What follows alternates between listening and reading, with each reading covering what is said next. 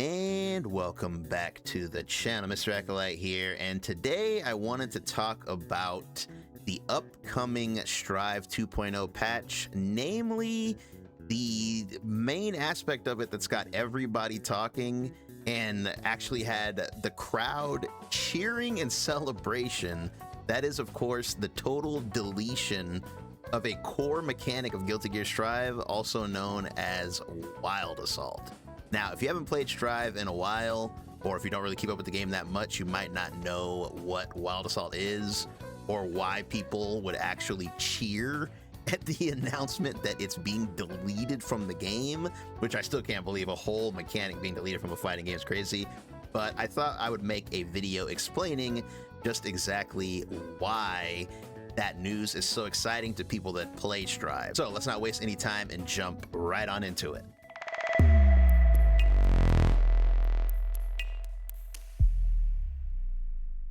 Okay, so Wild Assault, easily one of the most hated and despised mechanics of modern day fighting games. So just to make sure that we're all on the same page, let's go ahead and start at the very beginning and break down what exactly is Wild Assault. Well, to put it simply, Wild Assault is another means of using your burst. Bursting is a really big aspect of Strive. Obviously, you have your burst gauge at the top, and anytime you're getting comboed or pressure, you just don't like what's happening, you can burst the opponent off of you to sort of reset the neutral. That's always been a thing in Guilty Gear. It's a thing in most anime games. But in Season 3, the devs decided to spice the game up a bit and give you something else to do with your burst gauge besides just bursting, and that ended up being Wild Assault. So Wild Assault essentially is this lunging attack here that costs roughly 50% of your burst gauge. So the main idea of it when they added it was to be a brand new resource that you had to juggle. So now, instead of just juggling when you want to Roman cancel, you also have to juggle, do I want to burst or do I want to Wild Assault? That is like the very basic general idea of the mechanic. So bringing up the wiki here for just a second, I think this is the easiest way to visualize what Wild Assault actually does. We're going to go into much more detail here in just a second. But for the just general basic understanding of it, you have three different types of Wild Assault, as you can see here. You have the orange one. This is designed to extend combos. You have the blue one. This is designed to extend your pressure on block. And then you have the white one. This is designed to augment your neutral. Each character is given one specific color by the devs. If we bring up the chart here, you can see where every character falls in. Basically, the way the devs set it up is characters who are a little bit more fast-paced or a little more combo-focused end up with the orange one to help them extend their combos. Characters who are a bit more like setup-focused, they want to like pressure you on block, these are the characters that ended up with blue.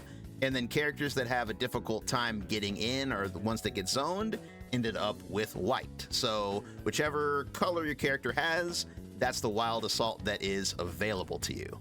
Okay, so now that we have a good understanding of the basics of Wild Assault, let's actually jump into why people hate this mechanic so much and why the crowd at the Arc World Tour Finals was literally cheering when they heard that it was being deleted. Not just them, Twitter, YouTube, Twitch, everybody everywhere is celebrating the death of this mechanic. So let's go ahead and take a step by step and explain why people are literally excited to see this mechanic die. Okay, so this is an online match between two of the best players in the world, Daru and Tatuma. You probably saw both of them play at the Arc World Tour. Very, very strong players. Now, this is just a random example. I'm not saying either of these players are bad or anything like that. This is just an example of how strong this mechanic is and what it does and how much impact it has. But if we take a look at this footage here, we see Daru starts a pressure sequence and he PRCs, gets a mix-up, and boom, Red RCs him right into the wall. So if we go back, yes, in case you're wondering, that was corner to corner. He's basically in this corner, gets the hit, and boom, all the way to the other corner into a wall break. Okay, so why do people hate this so much? So there's actually a lot of factors in this one clip. Right off the bat, you're probably just going to say because it's doing a corner-to-corner combo, which is obviously not something that you would enjoy getting hit by. That's definitely part of it. That's a huge part of it, but that's not really the only thing. The main factor is how we got there. So what Daru did right here, he did a mix-up by basically fast RCing to get close and then went for an overhead. So right here, Tatuma, he didn't really do anything wrong, he just got mixed. And his punishment for getting mixed is getting carried all the way across the screen and having the wall broken. That's a pretty hefty punishment for getting hit by an unreactable overhead. This overhead is unreactable, you have to guess. And because he got hit by that, he's now going through the wall. And because he's getting the wall break leads to positive bonus. So the other side of it, there was no reason for him to not do what he just did. Because he fast RC'd, he's getting his tension back quickly, and because he broke the wall, he's gonna get his burst back. So that 50% burst that he spent to do the mix-up, he's gonna get it back immediately, and he's in positive bonus, so he's gonna get all his meter back. So basically, Red Wild Assault makes it to where getting hit by just about anything could potentially end the entire round. Okay, moving on to Blue Wild Assault. Blue Wild Assault is used for block strings, and that is because if it interacts with the opponent's block, it puts them in a very deep guard crush animation. On setup characters like Jacko herself, this is incredibly strong. The reason why people hate Blue Wild Assault is honestly, it just puts you in a very, very dangerous situation. So let's take a character like Jacko here, for example. In a usual situation, if a Jacko runs up to you and does a button and tries to place a minion in your face, you could just mash out of that. But thanks to Blue Wild Assault, if you block that, she is so plus right there that you actually really can't do anything. If you try to swing out of this, she can tag you before you can hit a button. So the fact that you are stuck with a minion in your face and she's plus, that is a very scary scenario. And we can give a few more examples so it doesn't seem like I'm just picking on Jacko. This is true of all setup characters. Bridget, a really good situation for her is if the yo-yo is behind you, ready to retract you back into more block strings to augment her mix-ups. Blue Wild Assault, you're plus in their face with that very scenario, ready to go. And of course, there's no way I could go without showing probably the most egregious example of why Blue Wild Assault is absolutely hated, and that is of course from Mr. Potemkin here. Everybody knows the power of Garuda and just how devastating it is to block. Well, it becomes 10 times worse when you combine it with Wild Assault, because you can go Wild Assault directly into Garuda, and just look at this situation here. Pot immediately right in front of you off of a single button block at plus 19 after a guard break. If that's not a nightmare, I don't know what is. And last but not least is, of course, the most hated of the three. This mechanic was literally ruining the game at one point. Admittedly, it did get nerfed, so it's not quite as strong now, but people still are not fond of it at all. If you want to ruin a Strive player's day, all you have to do is say these three words to them: White Wild Assault. Danger. So what exactly does it do? So we mentioned earlier that it's good for neutral, but we didn't say why. Basically, the whole idea of this is that it's designed to get in. So partway through the animation, that is to say after frame 9, this becomes completely invincible. So you can see how far it reaches. It reaches very generously far. The distance that it covers just makes it very hard to contend with. It really is. If the opponent just sees anything happening, they can just throw it out and it's really likely to hit, because it hits so far away, and it is safe on block. It's only -2, so you barely even lose your turn. And the worst part about it, like what really makes people hate it, is that it leads to a hard knockdown. If this hits you, you are hard knocked down, so the person gets to run up on you and just start mixing you. And the characters that have this all greatly benefit from it. It's no accident that I'm showing you Gold Lewis, because this right here, this is the worst position you could possibly be in. Waking up with the Gold Lewis being right on top of you, it doesn't get much worse than this.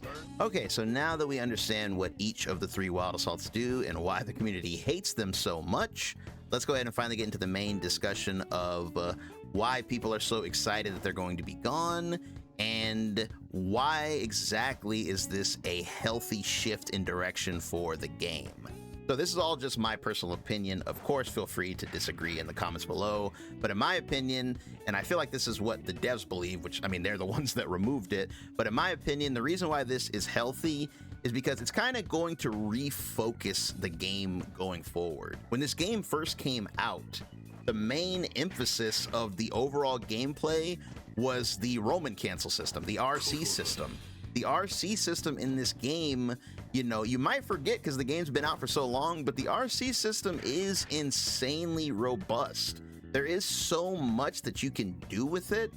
And in my opinion, the whole focus of this game is the decision making that comes whenever you get a single bar. When you get 1 bar of tension, that opens up a massive path, you know, tree of decision making.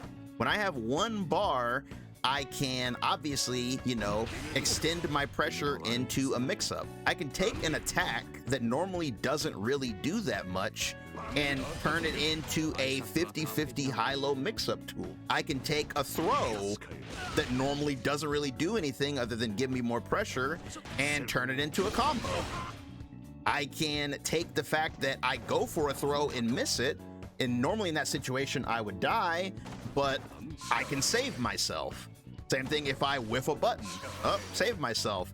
If the neutral's too fast, I can slow it down. There's a lot of stuff that you can do in this game with just 1 single bar, and I feel like the introduction of Wild Assault kind of weakened that idea overall, because the value of tension sort of went down, because why should I put so much emphasis on when I spend my tension when I can just do this? You know what I mean? I feel like the Daru example I showed at the very beginning was a very good example of that, because he used the 50 to get the mix-up, and then once his mix-up connected, he used the Wild Assault to break the wall, and then he got everything back. So again, the core idea of the game, thanks to Wild Assault, is kind of lost. And again, that's not just for mix-ups. If I'm Asuka here, this 1 bar is not as valuable because I have this to fall back on. So I can make a lot more mistakes and be like, oh, okay, I ran out of cards. Well, boom, I got it back.